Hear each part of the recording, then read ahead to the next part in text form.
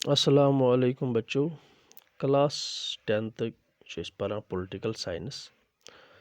तो अत मज पोर रात नेपाल पढ़ान popular struggle power struggles and moment popular struggle in Nepal and Bolivia. रात पर कि मोमेंट कित पे आए नेपालस मज तमो कित पे कर रिस्टोर द डेमोक्रेसी। तथ बादशाही रूल बादशाह सह गिरोक तमो कॉन्स्टिट्यूशन गोड़ कॉन्स्टिट्यूशन मोनार्की पे बने फुल मोनार्की। ठीक है। आज परो ब्या चीज़ बोलिविया वाटर वार। ये बोलिविया वाटर वार क्या उस। ठीक है। यह story of Poland Nepal struggle establishing democracy या एस्टैब्लिश कित पे स्ट्रगल कर यह थोड़ा डिफरेंट अकिस नश मगर इस रूल ऑफ पॉपुलर स्ट्रगल्स तो अम पॉपुलर स्ट्रगल रूल सिर्फ कम गसान खत्म गसान तम सात कि युथी एस्टैब्लिश गई डेमोक्रेसी ना स्ट्रगल गसन खत्म ना ना स्ट्रगल खत्म गसान कहीं। स्ट्रगल तोत रोजान लूकन मसल मसाइल रोजान तम हल गसान डेमोक्रेसी अंदर लूक जमा गसान प्रोटेस्ट करान तो डेमोक्रेसी अंदर हम चीज सारी मसल हल गसान। ठीक है।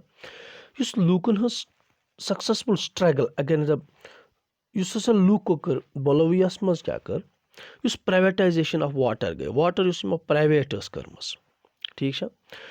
प्राइवेट अत गई वाटर प्राइवेटाइजेशन वाटर सह आब आव प्राइवेट कर प्राइवेट कंपनी आए अमिक कॉन्ट्रैक्ट दिन वो लग प्राइवेट कंपनी लूकन आब दिन। अत खिलाफ कर लूको जबरदस्त स्ट्रगल यह गई कामयाब।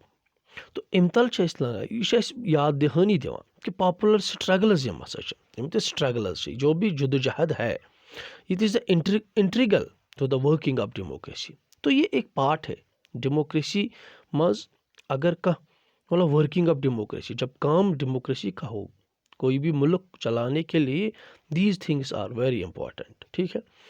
बोलोविया यह लैटिन अमेरिका मज कमज़ोर मतलब वारिया poor country. Bolivia is a Latin American. तो ये बहुत ही पूर कंट्री है।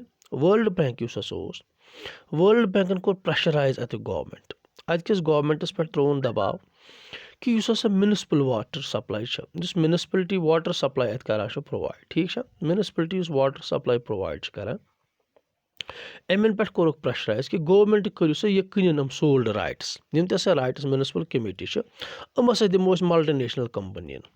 ठीक है।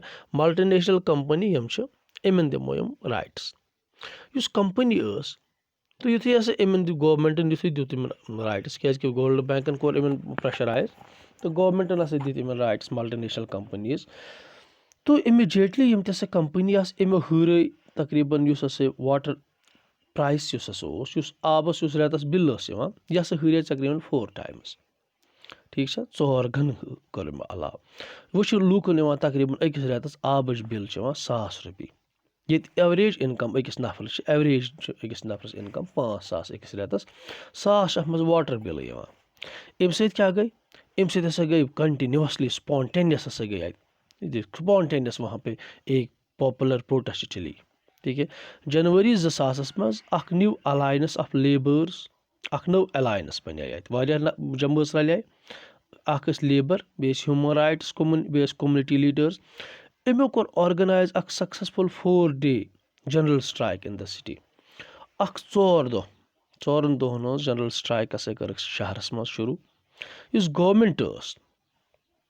गवर्नमेंट क्या गो यह गो एग्री ये स्ट्राइक गई वारिया गवर्नमेंट गो अत मजबूर कि अम गई एग्री अमो कोर नेगोशिएट लूकन सही नेगोशिएशन गई लूकन सत कत बात कर लूको तो स्ट्राइक आय बंद कर येट नथिंग हैपेंड मगर कहीं गो ना यमो दोप लूकन सह करो कत बात कर लूकन सह नेगोशिएशन ये गई नी स्ट्राइक वापस। ठीक है। मगर अत गो मसल गो हल पुलिसन क्या कोर पुलिसन कर जबरदस्त ब्रूटल पुलिस ने लाठी चार्ज शुरू कर दी एजिटेशन आय तो चल मकलिया दपा फेब्रुवरी मज गई बे शुरू ये कहीं गो फेब्रुवरी मज गई बे स्ट्राइक चले तकरीबन अप्रैलस तान वारियास टाइम चले गवर्नमेंट को इम्पोज मार्शल लॉ गवर्नमेंट ने कर्फ्यू इम्पोज किया मार्शल लॉ को इम्पोज किया। ठीक है।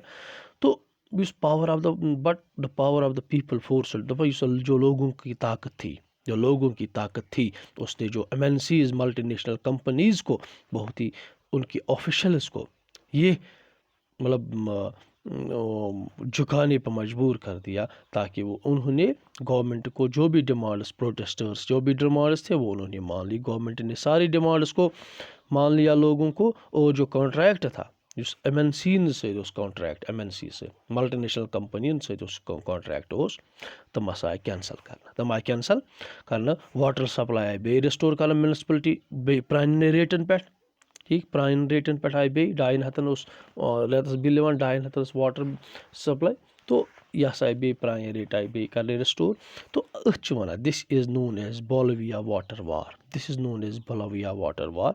तो यह वन अथ वन बोलोविया वाटर वार, और तो समझ।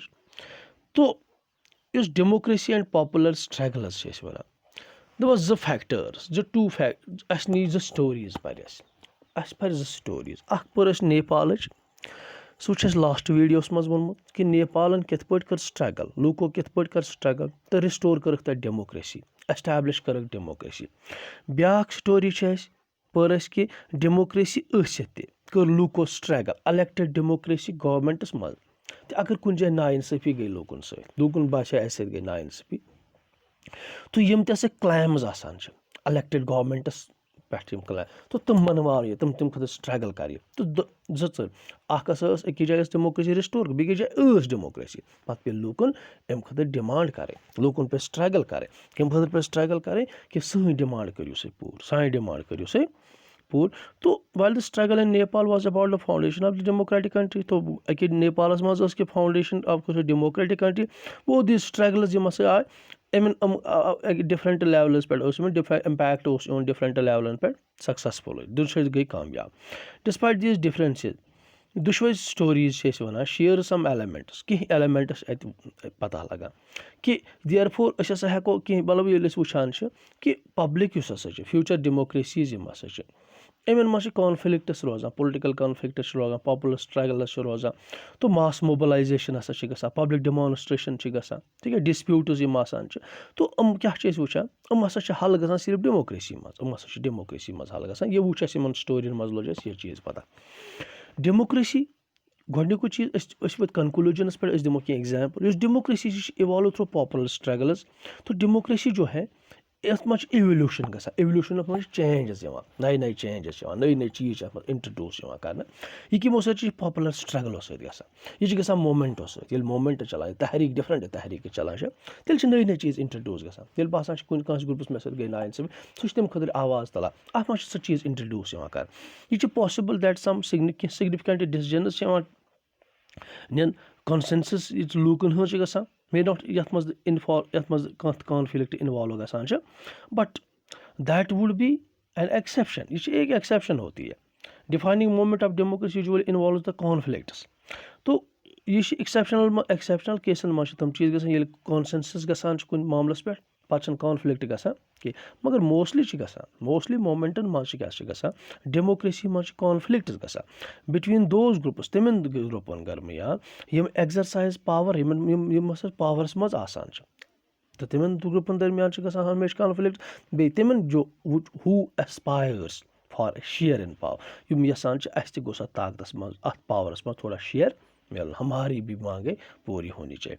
यम मोमेंट्स आसान कम, यह when the country is going through the transition, ये मोमेंट्स तम साथ कंट्री मज transition to democracy, expansion of democracy या डीपनिंग ऑफ डेमोक्रेसी। जब डेमोक्रेसी को बढ़ावा मिलता है, जब उसकी ट्रांजिशन होती है, जब उसकी डीपनिंग होती है, तब ये चीज़ें होती है मुल्क में, ठीक है। तो दोयम चीज़ क्या डेमोक्रेटिक कॉन्फ्लिक्ट्स जो भी डेमोक्रेटिक कॉन्फ्लिक्ट्स मास मोबिलाइजेशन सही हल गसान, यम तो डेमोक्रेसी मज कॉन्फ्लिक्ट्स यम मसला मसला मास मोबिलाइजेशन सही हल गसान, लूक जमा गसान, पन डिमांड ब्रोह त्रवा, तो फिर ये मसले हल हो जाते हैं। It is possible that conflicts जो होते हैं वो रिजॉल्व हो जाते हैं। ये हमारे एग्जिस्टिंग इंस्टीट्यूशंस होते हैं, जो सन एग्जिस्टिंग इंस्टीट्यूशंस पार्लियामेंट जुडिशरी कुन सात अमे कर मसला, मगर कुन सात यम सात डीप डिस्प्यूट्स सन मसला तम सात इंस्टीट्यूशन इन्वॉल्व गसान इन डिस्प्यूटन में। अगर मुल्क किस मामलस मज कुछ जाए प्रॉब्लम आए, जब कोई मसला होगा डेमोक्रेसी का बहुत बड़ा खतरा होगा, ठीक है ना, तम सात इंस्टीट्यूशंस अत मसलस मज अत मसलस मज वसान तो इन्वॉल्व गसान रेजोल्यूशन हैज़ टू कम तम साथ resolution outside from the people तो ये फिर लोगों के बाहर से ही आता है कोई भी रेजोल्यूशन ठीक है।